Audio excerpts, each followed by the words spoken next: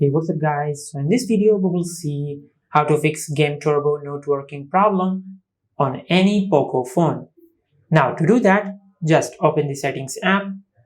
Now from here, scroll down and tap on additional settings. Now from here, scroll down and tap on Game Turbo. Now from here, just tap on the settings icon at the upper right corner on the display. Now from here, make sure you enable in-game shortcuts. Now from here, scroll down and enable home screen shortcut. Now once you have done that, just tap on add game.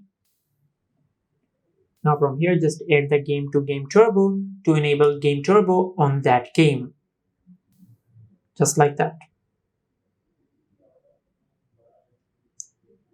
Now from here, just go back. Now from here, just tap on the arrow icon at the upper left corner on the display.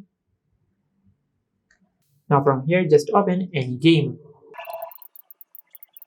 Now from here, just tap on start playing. Now as you can see, a small bar has appeared on the upper left corner on the display. Just swipe from the left to the right. Now as you can see, we have successfully enabled Game Turbo.